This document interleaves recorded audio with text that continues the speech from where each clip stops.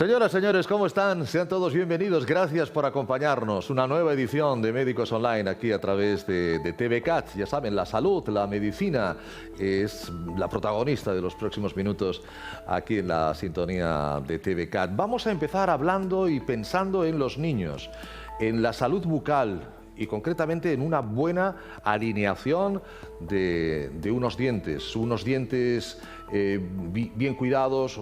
A unas edades tempranas serán unos dientes sanos cuando seamos adultos y podamos tener una dentadura fantástica que no nos dará problemas y luego nos las revisamos periódicamente en esas limpiezas bucales con nuestro odontólogo. Justamente con un odontólogo vamos a empezar hoy el programa, es el doctor Itamar Michael Friedlander. Doctor Friedlander, bienvenido y gracias por acompañarnos. Buenos días, muchas gracias. La ortodoncia en niños. Claro, cuando hablamos en niños, primero hay que puntualizar. ¿De qué edades estamos hablando, doctor Friedlander? Nosotros en la consulta tratamos realmente pacientes de 0 a 3 años. ¿De 0 a 3 años? Correcto, eso es la especialidad, o no es una especialidad realmente, pero de odontobebés, que lo lleva a cabo la doctora Ruth Mainé en nuestro centro. Sí. Lógicamente, entiendo que la ortodoncia la dejamos para un poquito más adelante. Sí. Pero el concepto es que primer diente en boca, primera visita al odontólogo. Eso que dice el doctor Friedlander me parece muy interesante, porque el espectador ahora mismo dirá, ¿por qué de llevar yo a mi hijo de 0 a 3 años al odontólogo si esos dientes se le van a caer? Son los dientes de leche y luego saldrán los definitivos. ¿Por qué de llevar yo a mi hijo de 1 año al odontólogo? Cuéntele, doctor Friedlander, porque cuéntele. En ese momento de la vida de los niños, probablemente lo más importante, una de las cosas más importantes es la alimentación. Sí. Y eso está muy relacionado con los dientes, como se entiende perfectamente. Luego, los dientes son la guía de erupción y la guía del desarrollo de los huesos de los maxilares. Es decir, un diente que se pierde prematuramente es un diente que no hace su función correctamente. Con lo cual, la apuesta en tener una dentadura sana a edades tempranas significa casi siempre una dentadura sana a edades tardías, con la dentición permanente. Qué importante son los dientes. Ahí empieza la digestión, con la masticación. ¿Cuántos problemas, incluso cardíacos o del sistema cardiovascular, reumatológicos, se producen por problemas en boca? Es decir, qué importante es tener un buen estado de salud bucal. Luego entramos en la ortodoncia. La ortodoncia en los niños, ya niños un poquito más creciditos. ¿Qué niños son los que usted aconsejaría que son pacientes para ponerle a la ortodoncia? Saben que son los brackets, ¿no? los hierros, para que todos nos entendamos. ¿Cuáles son los niños, niñas que deberían acudir a la ortodoncia, que sus papás les deberían de poner esos hierros, esos brackets en boca? Ok, primero hay que entender que no es ni solo ortodoncia ni solo cuidar las caries, sino tiene que haber un equipo dedicado al cuidado, prevención, tratamiento de los problemas de los niños y el cuidado del desarrollo correcto de la boca y los maxilares. Nosotros no somos partidarios ni nunca, ni siempre, ni todo. Simplemente cada paciente es diagnosticado individualmente, cada paciente es tratado de una manera individual. Si bien a los 3 años podemos tener un solo diente cruzado y con una pequeña pista de composite, una cosa muy sencilla, se puede solucionar y evitar problemas más tarde. Los tratamientos más frecuentes hoy en día o en nuestra población de los problemas ortodónticos y ortopédicos que afectan los huesos es los problemas de anchura, que eso sí se trata casi siempre a edades tempranas para fomentar o ayudar a la erupción correcta de los dientes y al correcto cierre de la boca, la oclusión. Y como digo, estamos invirtiendo en el futuro de de una boca saludable. Yo recuerdo, doctor Friedlander, claro, yo ya hace algunos años que dejé de ser niño, sigo siendo joven, pero dejé de ser niño, y yo recuerdo que en mi época había muy pocos niños, muy pocas niñas con hierros en boca. Correcto. Era práctica, era la excepción. En cambio, de unos años a esta parte ha habido un aumento importante, incluso estamos viendo gente que sale por televisión, deportistas, que lucen la sonrisa y vemos diferentes tipos de ortodoncia. Es decir, se ha democratizado, digamos, de alguna manera la ortodoncia, y además lo han hecho ustedes muy bien, los odontólogos, porque han dado diferentes técnicas, diferentes opciones, entre ellas la ortodoncia que no se ve, la ortodoncia invisible. Yo no sé si eso también ha permitido mejor no el acceso, pero sí el que los niños se sientan más cómodos y los papás también, sin verse los hierros en boca, ¿no? Correcto. En realidad, antiguamente se preocupaba, o sea, la ortodoncia antes era menos asequible que hoy, como bien dicen. Sí. Hoy en día hay sistemas para adultos. En nuestra consulta tratamos muchos niños, pero la mayoría de nuestros pacientes son adultos que buscan tratamientos invisibles. Entre los dos tipos de tratamientos invisibles está la ortodoncia transparente, que no es invisible, que es el tratamiento con alineadores, con diferentes marcas, no entramos en esto, y la ortodoncia invisible de verdad es la ortodoncia que va en la parte interior de los dientes, por dentro, y se llama la ortodoncia lingual, que esa es la ortodoncia que es invisible al 100% porque no se ve nada por fuera realmente. Efectivamente, hoy porque hemos querido centrarnos en la ortodoncia de niños, pero nadie ha perdido el tren. Es decir, cualquier edad, si una persona de 40 años, por ejemplo, por poner una edad, o 45, decide que estéticamente sus dientes pues no están bien alineados o necesitan una pequeña corrección, la edad no es un factor negativo para colocar... Al contrario. La mayoría de nuestros pacientes, sí, la franja de edades es de 40 a 50 años, curiosamente. Hay gente que había llevado de pequeño o no ortodoncia y quieren pues rehabilitar esta boca y dejarla en perfecto estado. ¿Cuál es el tiempo medio del tratamiento con brackets, doctor Friedlander? Eso es bastante difícil de decir, depende de la complejidad de cada caso. Podemos decir que casos muy sencillos pueden durar pocos meses, casos muy complejos pueden durar 2 años y medio. La mayoría entran en los 15, 18 meses, 20 meses aproximadamente. Pero son cómodos de llevar, la gente se acostumbra fácilmente a llevarlos, pueden comer perfectamente, hablar perfectamente, ahora porque estamos con el COVID, pero si no, besar perfectamente, sin ningún problema, ¿no? Sí, sí.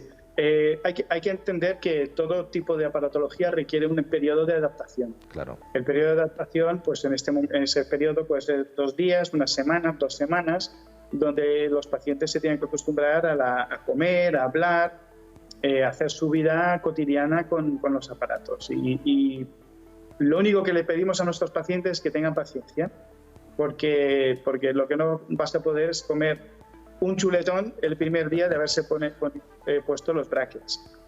Entonces, también es verdad que el tratamiento con alineadores es bastante más cómodo, bastante más rápido en la adaptación que no con brackets. ¿La ortodoncia la incluiríamos dentro de la estética dental o no? ¿O directamente dentro de la salud dental? Son las dos cosas, cualquier tratamiento que buscamos. Siempre buscamos la estética, pero la estética, sobre todo en nuestra consulta, es la guindilla del pastel. Lo más importante es la función y la salud de la boca. Sin buena función, sin salud, la estética no es duradera. La estética, claro. Los tratamientos estéticos suelen fracasar, con lo cual lo más difícil es conseguir una buena función. Entonces, siempre estamos centrados en la función y la salud, y por supuesto que nos preocupamos por la estética final con los propios dientes, con reconstrucciones estéticas, con caries de cerámica, con lo que haga falta. La salud de nuestros dientes, y en este caso la ortodoncia, los niños, aunque también, fíjese lo que decía el doctor Friedlander, que el mayor número de pacientes que tienen en su clínica están entre los 40 y los 50 años. Nunca es tarde si la dicha es buena, como dice el refranero. Doctor Friedlander y Tamar, ha sido un placer tenerle con nosotros. Cuídese mucho. Hasta el próximo día. Hasta luego, Ricardo. Gracias, doctor. Nosotros seguimos aquí inmediatamente con más temas en Médicos Online en TVCAT.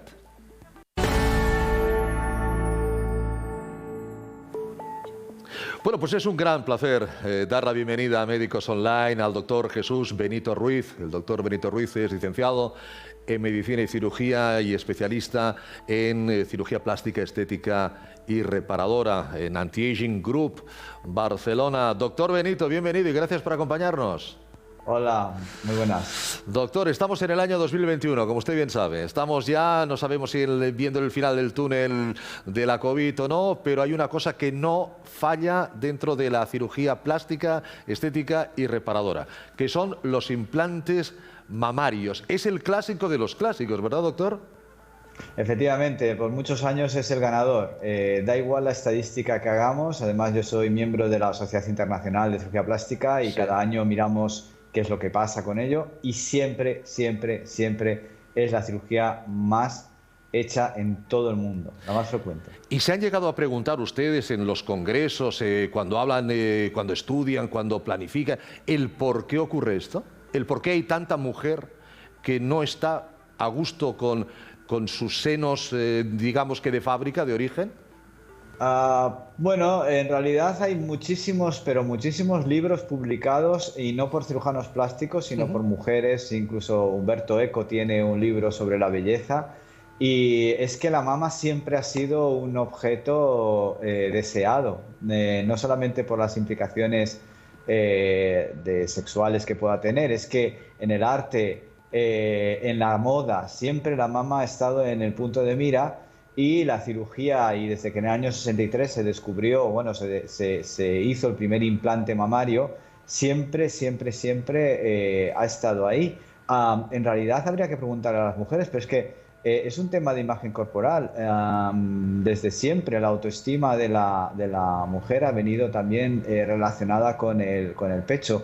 Y no es un tema de decir, bueno, es que es por culpa de los hombres. No, no, es que las mujeres operan porque quieren. Sí. Y ese es un tema muy importante. Efectivamente, no es un tema menor. Fíjese, han pasado casi 60 años de ese año 63 que usted reclama, las pasarelas, la moda. Yo ahora recuerdo a Kate Moss, por ejemplo. Kate Moss, unos senos muy pequeños. Yo entiendo que haya mujeres que si tienen unos senos pequeños quieran tener un implante, quieran aumentar ese tamaño. Pero vuelvo a decir, mujeres que digamos que tendrían un normopecho, que tendrían un pecho más o menos normal, el deseo, porque siempre cuando hablamos de implantes es siempre para aumentar, no para disminuir. Doctor Benito. Efectivamente, lo que ocurre con los implantes mamarios es que en el aumento buscamos evidentemente el incremento de volumen, pero es que también cuando ha habido un embarazo, cuando la mujer ha perdido volumen o por peso, por lo que sea, lo que ocurre es que ponemos muchas veces también un implante porque la mama ha perdido volumen. O sea que existen dos operaciones que son el aumento de mama y en la mastopexia, en la cual ponemos implantes, y también en cirugía reparadora, en la reconstrucción mamaria postcáncer, que también se ponen implantes. O sea que por eso el implante mamario es tan habitual. Es que prácticamente en todas las cirugías mamarias se está poniendo, excepto en la reducción, evidentemente. Claro, es otro tema también que un día podríamos hablar largo y tendido, el implante mamario después de una mastectomía, ¿no? Eso ya entraríamos dentro de la cirugía puramente reparadora. Lo que sí habrá avanzado en estos 60 años, evidentemente, es la manera de realizar estos implantes mamarios, tanto en los materiales que se utilizan como desde los puntos de abordaje, para que luego la cicatriz o para que luego ese punto de acceso sea lo más minúsculo y lo más invisible posible, ¿no, doctor Benito? Pues sobre todo en temas de materiales ha cambiado bastante. Sí. De lo que eran las prótesis iniciales a las actuales, pues no tiene nada que ver. Hay que tener en cuenta que posiblemente el implante mamario sea uno de los dispositivos más estudiados y más controlados del mundo, tanto en Estados Unidos como en Europa. Son de silicona la mayor parte, sí. Silicona que llamamos ahora de quinta generación. aquí tengo uno, tenemos un implante, son siliconas cohesivas, que son bastante blandas, tienen un tacto muy similar al de la mama. Sí. Y a nivel de abordaje, pues más o menos seguimos haciendo las mismas. En nuestro grupo, concretamente yo, como cirujano plástico del grupo, la que más hacemos es la axilar. En segundo lugar, hacemos la inframamaria, que es la más popular en términos generales, porque la axilar es un poquito más difícil de aprender. Y finalmente la areolar, por una razón, y es porque a largo plazo la areolar está un pelín más relacionada con contractura capsular. Y eso hace que nosotros siempre prefiramos la axilar porque la cicatriz no se ve, está completamente escondida, está en el hueco de la axila. Claro. Y la submamaria, que está escondida en el surco, y la areolar en tercera posición. También ustedes han de ver lo que hay dentro de esa mama antes de trabajar en ella, y para eso utilizan ecografías, ¿no, doctor? Bueno, nosotros usamos la ecografía antes, pero sobre todo después, porque el implante mamario se ha de seguir. Es decir, hace ya por lo menos, pues yo diría que 10 años que tengo un ecógrafo a mi lado. Lo uso en todas las pacientes que controlamos, porque me da mucha seguridad, me permite ver lo que hay dentro. No soy Superman, con lo cual no tengo rayos X para ver lo que está pasando detrás de la mama. Así que con un ecógrafo es como la ventana indiscreta que me permite ver qué es lo que está pasando dentro, si hay líquido o no hay líquido, si hay rotura o no hay rotura. Así que el ultrasonido para mí es una herramienta fundamental y hacemos el seguimiento a todos los pacientes. No solamente eso, sino que además las pacientes necesitan controlarse por lo menos cada 2 años los implantes. ¿Por qué? Y nosotros lo hacemos cada 2 años. ¿Por qué? ¿Por qué? Pues porque el dispositivo, especialmente a partir de los 5 años y sobre todo a partir de los 10 años, hay un mayor riesgo de rotura. Por desgaste, sencillamente, por edad del implante. O sea, el implante no es para toda la vida y eso hay que tenerlo muy claro. Puede ser para toda la vida, que es distinto. Es posible que ese implante sea para toda la vida, pero hay que contar con que no. Y por eso hay que hacer una ITV, hay que mirarse el implante, ver cómo se está. Si el implante está bien, sigues con tu implante. Si no está bien, se ha de cambiar. Entonces, los implantes, como pasa con todas las cosas en este mundo, se desgastan. Claro.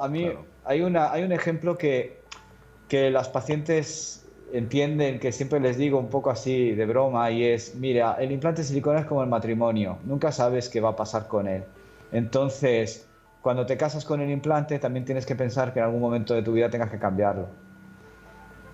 Y cuando llega el divorcio del implante, en este caso siguiendo el símil, la solución que es quitar y poner, así de fácil, doctor Benito, o algo más complejo. Bueno, se puede quitar y poner, eso depende, eso sí que hay que negociarlo mucho con la paciente, porque evidentemente las pretensiones o las expectativas que tiene una mujer a los 20 años no es lo mismo que a los 30, a los 50 o a los 60. Así que ahora pensar que estamos poniendo implantes en pacientes bastante jóvenes, así que tenemos por delante a lo mejor 40, 50, 60 años de vida. ¿Qué pasará a los 50? No lo sé, a lo mejor ya he tenido hijos, a lo mejor no quiero tener más implantes o tener la probabilidad de tener que volverme a operar y cambiarlos cuando tenga 70. Así que eso se pacta. Pactamos si ponemos un implante otra vez o en algunos casos lo quitamos o hacemos otras cosas, como por ejemplo a lo mejor hay que hacer una mastopexia o a lo mejor sustituimos el implante por grasa. Y ponemos grasa, no se consigue el mismo volumen, pero se consigue una mama pequeña y natural. Así que siempre es una negociación y una manera de que entienda, es decir, qué expectativas tenemos, si tenemos que cambiar el implante y qué opciones tengo. Y también qué quiero para mi mamá. Claro. Me gusta que hable de negociación, me gusta que hable de pacto, porque entiendo que eso es lo primero que tiene que hacer el cirujano plástico y es lo que hará el doctor Benito cuando por vez primera una paciente que nueva, digámoslo así, que no había estado antes en su consulta, va y le pregunta, doctor Benito, quiero aumentarme el pecho y a lo mejor no sé si todavía se estila, quiero un pecho como fulanita de tal. Y van con la fotografía. Y usted, que evidentemente lo que ha de mirar es una estética del cuerpo, que el cuerpo sea lo más armónico posible, por eso es cirujano estético, imagino que tiene que, según la petición de la paciente, plantearle que a lo mejor pues sus objetivos son demasiado exagerados o demasiado limitados. No lo sé, si ahí también tiene que empezar el pacto ya desde la primera visita. Claro, las visitas, es curioso porque, bueno, quizás es culpa nuestra, pero la visita médica en general está bastante deteriorada, por eso la gente espera la visita gratuita, a veces no lo es, porque nosotros estamos 45, 50 minutos, no solamente hablando, porque ahora en Internet puedes encontrar toda la información que quieras sobre los implantes de mama. El objetivo de la visita es hacer una negociación en cuanto a las expectativas que tiene la mujer, lo que se le puede ofrecer, porque a la mama en el fondo le da igual lo que le pongas. Tú le vas a poner un implante del tamaño que sea y va a aumentar, va a aumentar, porque ese implante le va a hacer que esa mama tenga 2, 3, 4 centímetros más de proyección. Pero lo que tenemos que entrar es en el cerebro y tenemos que ver las expectativas de la paciente, y para eso simulamos el volumen. Tenemos unos sujetadores, unos simuladores que hacen que la paciente se vea delante del espejo y vea si el tamaño al que puedo llegar es lo que realmente ella está buscando. Porque todas las pacientes más o menos te dicen lo mismo. Claro. Quiero un resultado natural, que se me note, pero que no se me note. Así que a ver cómo gestionas eso. Entonces, gestionarlo, pues escuchándola, viendo que va, te enseñan fotos a veces de mamas que han visto en otras webs o en otros sitios, y se mira también el volumen con unos simuladores. Doctor Benito, para terminar, el tema que antes mencionaba de la rotura de ese implante. La señora, la mujer, nota que se ha roto y qué problemática puede haber si no acudimos lo antes posible a hacer el recambio. Pues no, la rotura normalmente no se nota. Se nota una cosa que se llama la contractura capsular, que es una dureza de la cicatriz alrededor del implante, porque eso sí que se nota evidentemente. Pero la rotura no. La rotura, sobre todo con las prótesis nuevas que son de siliconas muy cohesivas, generalmente no se palpa, no se ve. Podemos mantener perfectamente la forma del implante igual. Así que la herramienta principal para saber si una prótesis está rota es el ultrasonido. Y por eso hacemos el seguimiento de los pacientes, para detectar si el implante sigue bien. Si está rota, en principio no pasa nada, hay que cambiarlo, pero no hay que asustarse. No hay que salir corriendo, no es una urgencia, y en un momento determinado se habla tranquilamente y se ven que es cuando se puede hacer. Hombre, tampoco se puede dejar 10 años, pero sí que no hay que salir corriendo para operarse de una prótesis rota, no es un peligro. El implante mamario, lo decíamos antes de entrar en antena, sigue siendo la reina de la cirugía estética. Un fuerte abrazo, doctor Benito, muchísimas gracias. Hasta el próximo día. Muchísimas gracias por la invitación. Gracias. Gracias por aceptarla, doctor. Nosotros continuamos aquí en Médicos Online.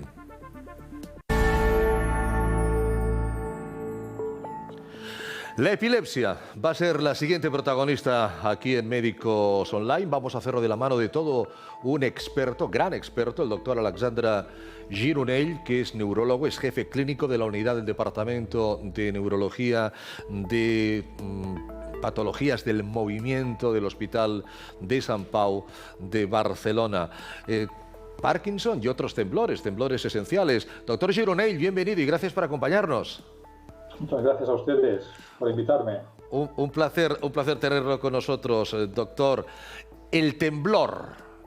¿Qué es el temblor? ¿Por qué se produce el temblor? Y fíjese que yo me estoy dirigiendo a las manos y no necesariamente tendría que dirigirme a las manos, pero es donde todos entendemos más donde hay temblor en el organismo. ¿Es muy frecuente el temblor en las personas, doctor Gironell? El temblor la definición es un movimiento rítmico oscilatorio de una parte del cuerpo, rítmico, regular. Sí. Todos tenemos temblor, todos. Pasa que es microscópico y no lo podemos ver a simple vista. Pero si nos tomamos un estimulante, un activador, como varios cafés, un Red Bull, estamos muy estresados, etcétera, veremos cómo este temblor que tenemos todos aparece y es visible. Sí. Estamos nerviosos, tenemos temblor. Es el temblor fisiológico o normal que todos tenemos en situación de estrés o de exceso de activación. Como enfermedad, el temblor está presente en varias enfermedades. y se calcula que el 5% de la población de más de 60 años tiene algún tipo de temblor. O sea que es bastante frecuente este síntoma. Claro, pero una cosa es tener temblor y otra cosa es que ese temblor incapacite, ¿no? Que ese temblor pueda provocar pues, una alteración en la vida de esa persona, en la sociabilización de esa persona. ¿En qué momento, doctor Gironell, un temblor deja de ser algo molesto a convertirse en una enfermedad?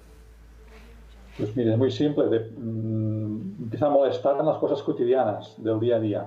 Típicamente los temblores de acción, cuando hacemos un gesto en contra de gravedad, es el típico temblor molesto. Por ejemplo, para beber agua de un vaso o de una copa nos empezará a temblar. Llega un momento que si el temblor es muy importante, necesitaremos las dos manos para beber. Sí. O hay personas con mucho temblor todavía que necesitan una cañita, no pueden con las manos. Estos casos son graves.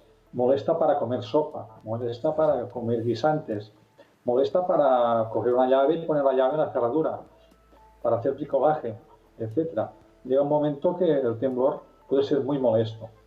Afortunadamente, yo diría que la gran mayoría de casos el temblor es más leve y da síntomas pequeños sin ser tan discapacitantes. También... La enfermedad número uno, ya no me la pregunta, pero yo se lo digo, sí. No es el Parkinson, porque la gente piensa temblor, Parkinson. No, lo más frecuente es el temblor esencial, se llama. Temblor esencial. Y de estos, más del 80% son leves. Son temblores muy leves, molestias para escribir, mala letra, beber agua se mueve un poco, a veces afecta la cabeza y se mueve un poquito, sí. A veces afecta la voz. Pero el temblor esencial es la enfermedad número uno del temblor en el ser humano. Y ese temblor esencial, ahora hablaremos del Parkinson, ¿ese temblor esencial necesita de algún tipo de tratamiento, doctor Gironell, o no necesariamente? Depende. Porque los tratamientos que tenemos, desgraciadamente, de fármacos son poco eficaces. No consiguen quitarlo, lo reducen. Y a veces en gente muy mayor con temblor preferimos no dar ningún tratamiento porque tienen efectos secundarios la medicación para el temblor. La mayoría son antiepilépticos y dan somnolencia y torpeza y la persona podría caerse y tampoco quitamos el temblor.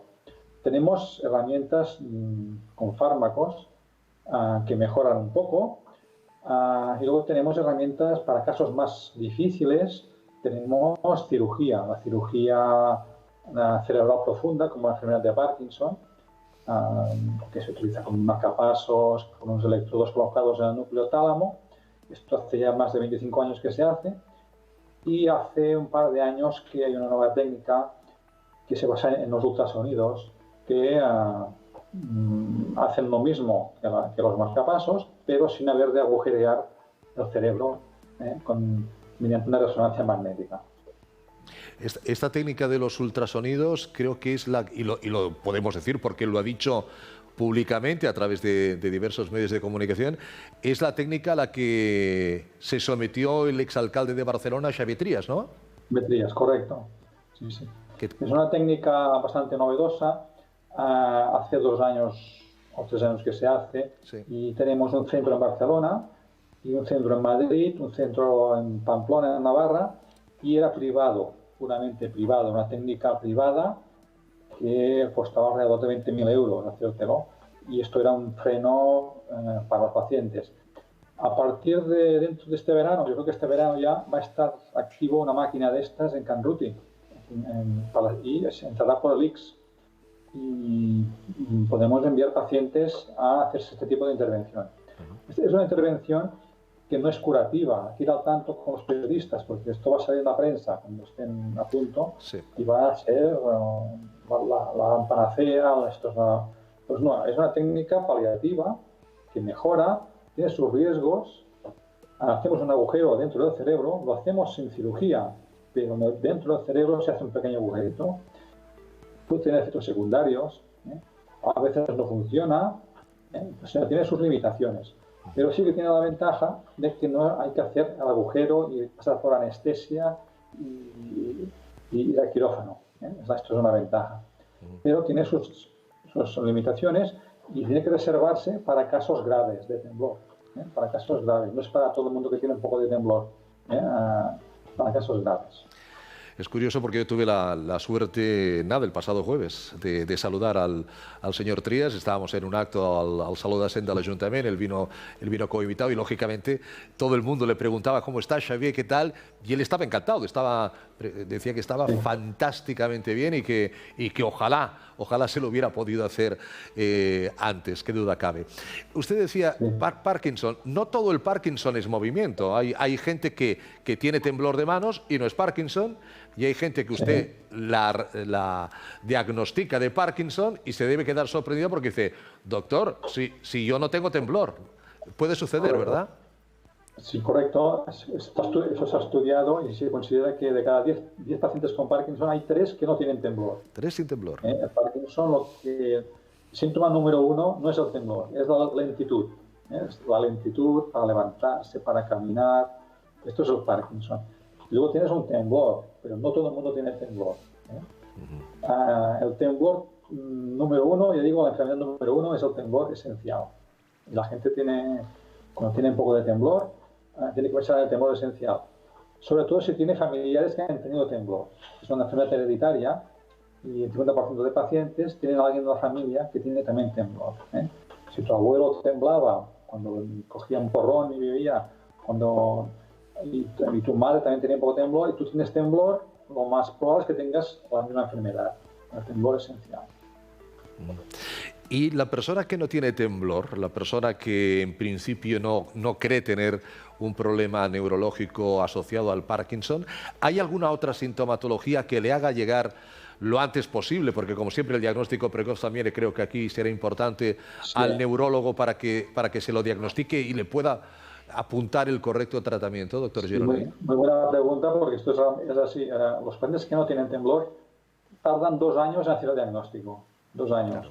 ¿Por qué? Porque la persona no tiene temblor, empiezan a estar un poco apagados, un poco como apáticos, a veces van al psiquiatra primero, que se llama depresión, empiezan a tener dolor en el hombro, están rígidos, van al traumatólogo, y hasta que alguien empiezan a andar, empiezan a caerse a veces, y dice esto, el neurólogo quizá el neurólogo.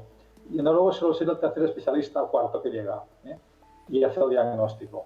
Pero es habitual esto, porque no hay temblor. El temblor es un signo, es muy visible, claro. Y rápidamente se va al médico y se consulta, claro. Y se va al neurólogo. Pero no solamente es el Parkinson, hay otras múltiples patologías. Hay una que mucha gente padece, que es el síndrome de piernas inquietas, por ejemplo. Imagino que también es uno de los tratamientos que abordan en su unidad, doctor Gironell, ¿no? Esas personas que están jugando a fútbol por la noche, ¿no? Correcto. Es una enfermedad bastante novedosa para nosotros.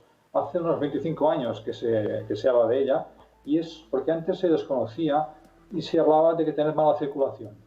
Sí. Mi madre tiene mala circulación. Entonces es una enfermedad muy curiosa porque da unas molestias. Básicamente, cuando se pone el sol, a partir de las 7 o 8 de la noche, curioso. No antes, y en la cama. Y con esa situación, la persona no se puede estar quieta, sentada en un sillón. Se le tiene calambres en las piernas y se tiene que levantar. Se tiene que levantar y moverse para que se le pase. Incluso se pone en la cama y se tiene que levantar. Esto tiene un tratamiento muy eficaz, pero muy eficaz. Es una pastillita por la tarde, por la merienda, y se van los síntomas. Esto sí que es importante saberlo. Aquí sí que tenemos un tratamiento súper eficaz. También es hereditario. Es muy habitual en la familia. Mala circulación. Mi abuela tenía mala circulación. Era unas inquietas. Bueno, atención, es hereditario. Lo ha dicho 2 veces ya el doctor Gironell. Es decir, si hay en la familia abuelitos, papás que tienen alguna problemática de trastornos del movimiento, hay que ir al neurólogo para buscar la solución lo antes posible, antes de que aparezcan, evidentemente, esta molesta sintomatología. Con el doctor Gironell a mí me gustaría seguir hablando otros días porque también aplica la hipnosis y de una manera muy apasionante, muy interesante. Sí, y hace unos 11 años que lo hacemos, sí. Hace unos 11 años. Ahora estamos en Creu Blanca y somos un equipo de psicólogos, un psiquiatra, y utilizamos hipnosis para trastornos que llamamos funcionales, neurológicos funcionales. Son síntomas neurológico, sino una causa evidente, con todas las pruebas normales y que sin ningún tratamiento que funcione, y el origen está en la mente de las personas, y por solo algún problema previo, algún trauma, algún desencadenante, y ocasiona estos síntomas que mediante la hipnosis podemos intentar revertirlos. Pues seguiremos hablando, doctor Gironell, seguiremos hablando porque hay temas realmente muy apasionantes. Muchísimas gracias, doctor Gironell, Alexandre Gironell, neurólogo, por haber estado con nosotros. Cuídese mucho. Gracias a vosotros. Gracias, doctor. Aquí estamos en Médicos Online, aquí estamos en TVCAT, seguimos.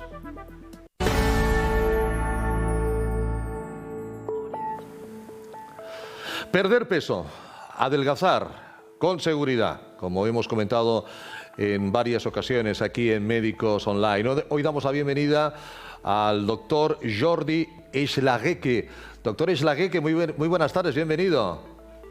Gracias, buenas tardes. Conocido por doctor Jordi, por este apellido Schlaghecke y Gras, hay que decirlo. El doctor Schlaghecke es licenciado en Medicina y Cirugía y es experto en el tratamiento de la obesidad.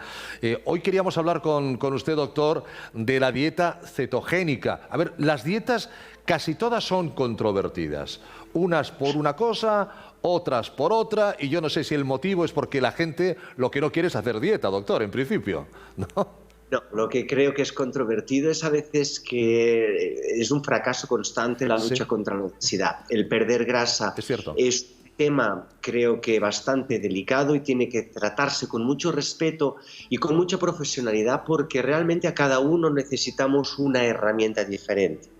Claro. Y esta herramienta tiene que ser tratada por un experto que realmente nos oriente y la adapte a nuestras circunstancias, porque esto es lo más importante. No tiene que ser el objetivo de nuestra vida la dieta, sino nosotros tenemos nuestro objetivo y la dieta es algo secundario, el cual nos ayuda a realizar otros proyectos principales en nuestra vida.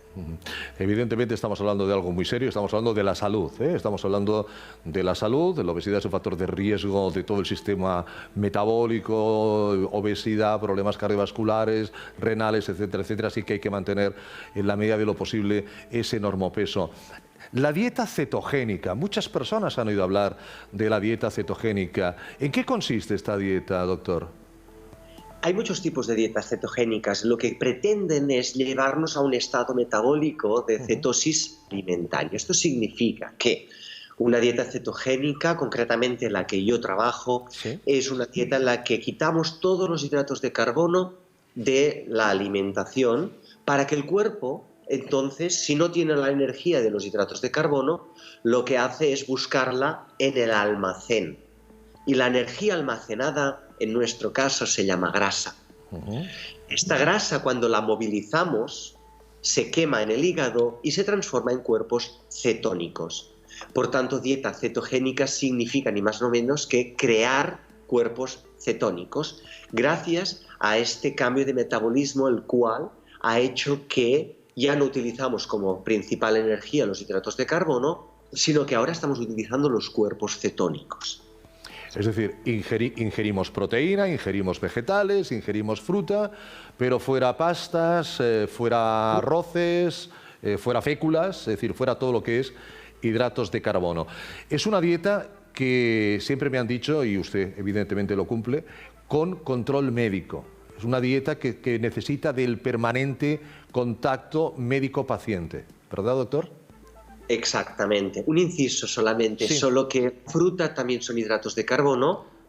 En este caso también los tendremos que quitar, porque cuando quitamos la fruta mucha gente le cae una lágrima, ¿no? Porque le gusta mucho y lo disfruta, pero realmente el beneficio obtenido es muy superior y compensa esta falta de estos alimentos temporales. Este pequeño esfuerzo, digámoslo así. Exacto, pero temporal, remarquemos que es temporal.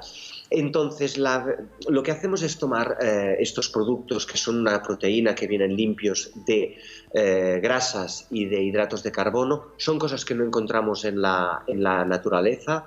La naturaleza, siempre que comemos proteína, viene acompañada de grasa y o azúcares. Entonces, en este caso, estos productos van sin ningún tipo de hidrato ni de grasas. Comemos verduras, hortalizas, verduras, y empezamos con las que menos azúcar aportan, porque quiero recordar que el azúcar viene del mundo vegetal, y aceite de oliva extra virgen con una cantidad necesaria, porque nuestra vesícula biliar tiene que trabajar durante las dietas bajas en grasa. Por eso no pueden ser exentas de grasa. Hay que aportar grasa al cuerpo para que nuestra vesícula biliar trabaje y no haga piedras en su interior. Este tipo de tratamientos evidentemente tienen que estar siempre supervisados médicamente, porque hay indicaciones y contraindicaciones, con lo que hay que mucha gente quizás querría hacerlo y no pueden hacerlo, y tenemos que utilizar la herramienta de otra manera o adaptarla en su caso. Porque evidentemente tratamos muchas patologías que mejoran al disminuir la cantidad de grasa de un cuerpo, pero no todos pueden beneficiarse, desgraciadamente. Me cuentan, doctor Jordi Schlagueque, que una de las cosas buenas que tiene, digámoslo así, porque la gente que quiere perder peso, sin paciencia, ya, ¿no?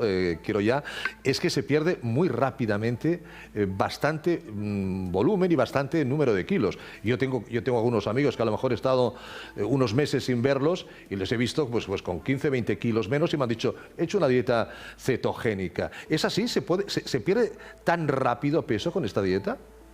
Esta es precisamente la ventaja, la gracia de tratar cuando estamos haciendo este tipo de dieta o cualquier otra herramienta.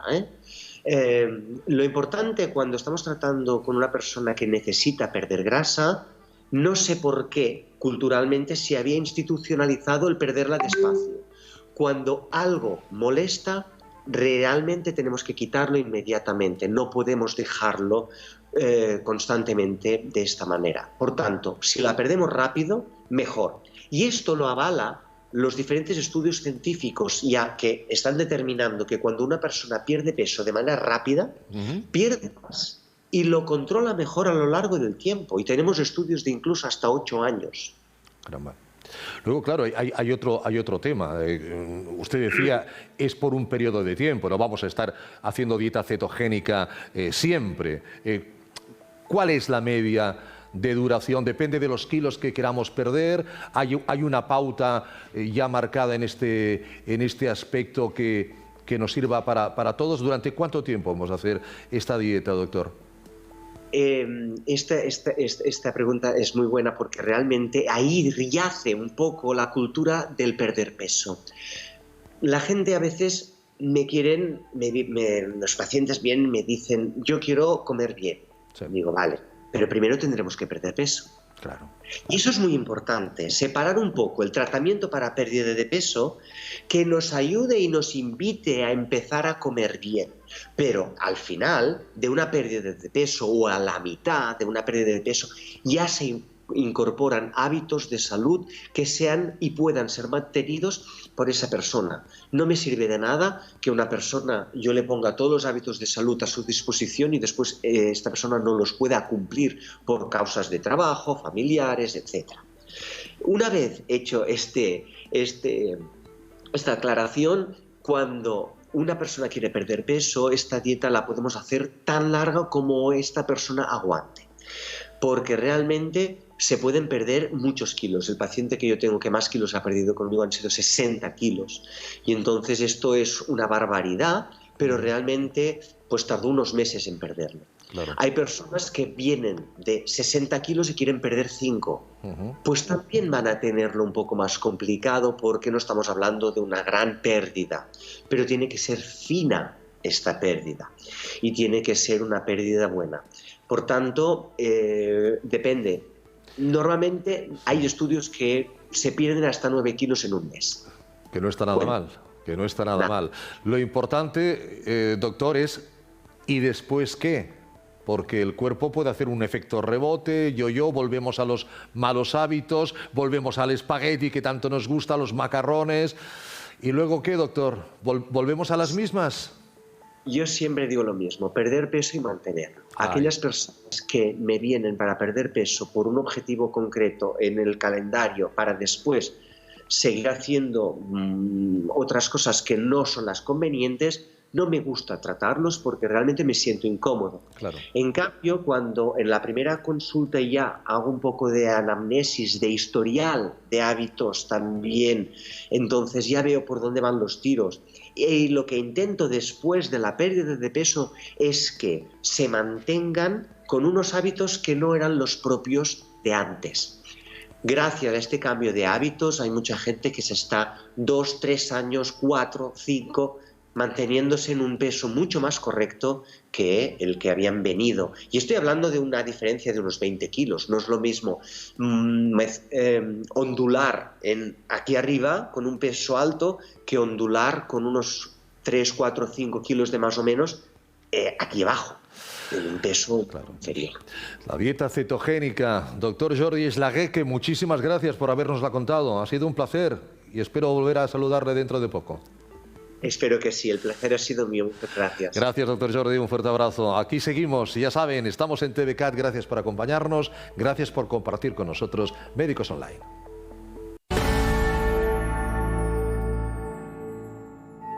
Bueno, pues vamos a terminar esta edición de Médicos Online de hoy hablando de quiropráctica, y lo vamos a hacer con la doctora Ángela Olaru. La doctora Olaru es doctora en quiropráctica, también doctora en atención primaria por la Universidad Internacional de Cataluña. Doctora Olaru, gracias por acompañarnos, bienvenida. Gracias a vosotros, es un honor. Ángela, antes que nada, ¿qué es la quiropráctica para aquel que no lo sepa? Pues la quiropráctica es verdad que es muy poco conocida aquí en España. Sí. Es una medicina alternativa complementaria. Sí. Los quiroprácticos estamos licenciados y con una carrera de 6 años en los Estados Unidos y 5 en Europa. Es una carrera superior y los quiroprácticos, pues la carrera empezó en el inicio del siglo XX en los Estados Unidos.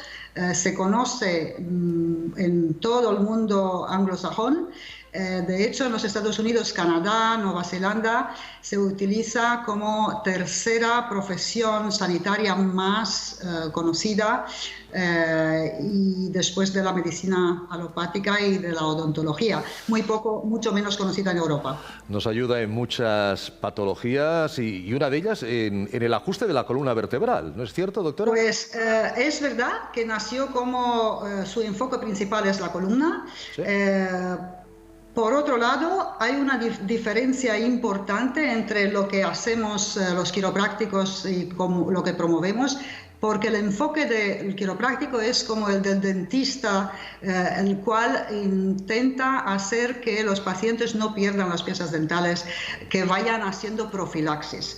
Y esto es no necesariamente para evitar el dolor, que por supuesto es una de las cosas que hace que los quiroprácticos tratemos a la gente y que la gente venga a buscar ayuda, sino que sabiendo que dentro de la columna está abrigada gran parte del sistema nervioso central, la médula espinal, la cual es continuación del cerebro, pues es razón importante para mantener una flexión, una flexibilidad y una alineación de la columna para permitir al cerebro comunicarse correctamente con todos los tejidos del cuerpo.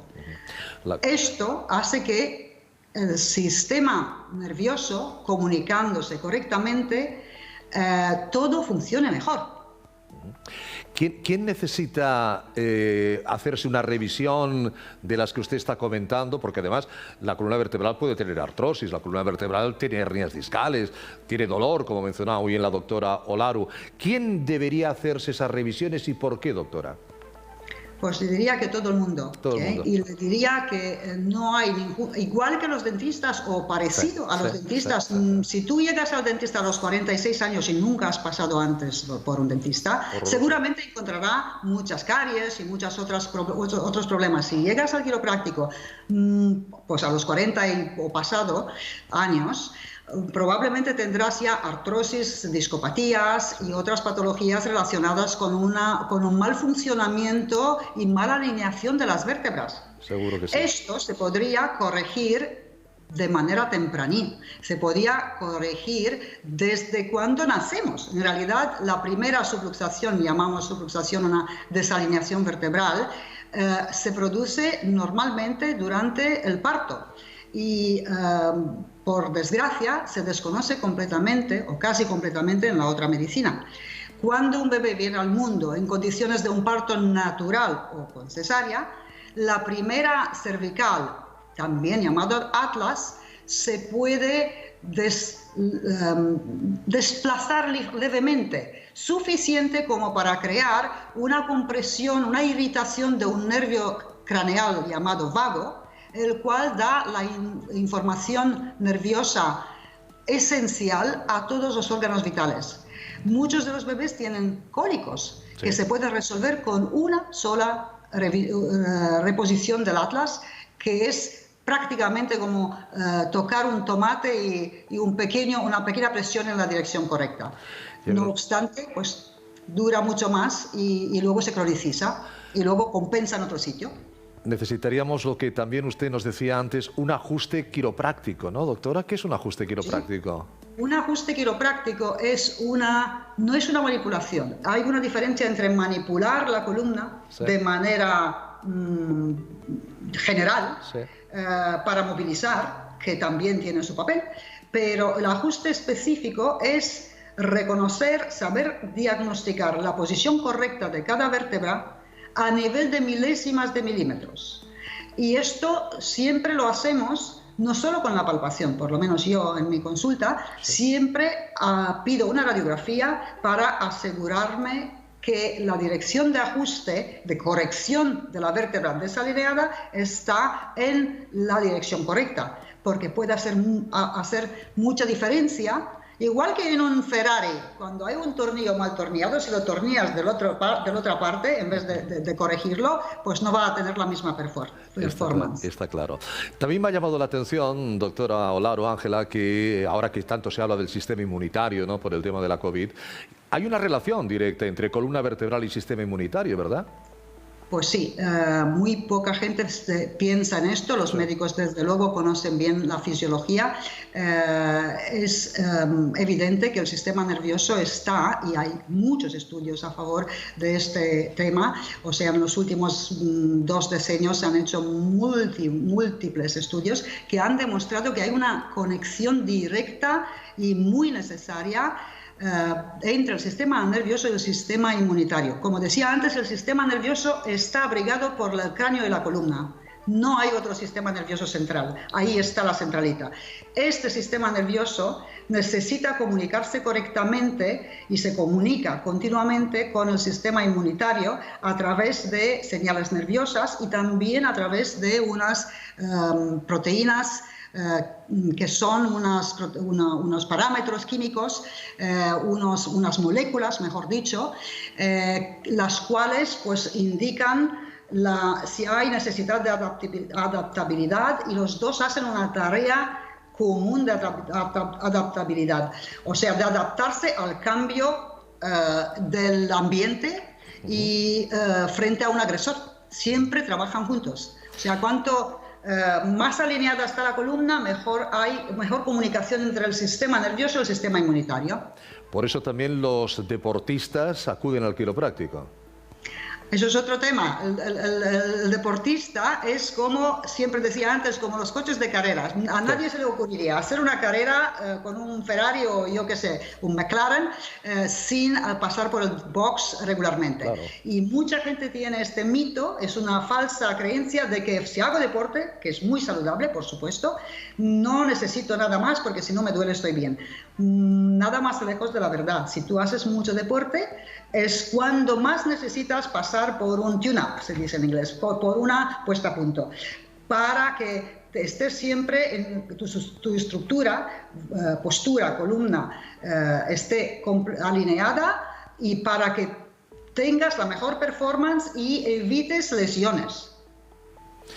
Pues yo, doctora Ángela Olaru, le agradezco muchísimo su tiempo porque nos ha permitido hacer una introducción a la quiropráctica, una gran desconocida y una gran ayuda para nuestra salud y para nuestra calidad de vida. Ojalá tengamos la ocasión de ir profundizando en algunas patologías en concreto. Muchísimas gracias, doctora, ha sido un placer. Cuídese mucho. El placer ha sido mío y muchas gracias a vosotros. Muy amable, Hasta luego. muy amable. Con la quiropráctica, a la cama no tira sin saber una cosa más. Ponemos punto y final a esta edición de Médicos Online.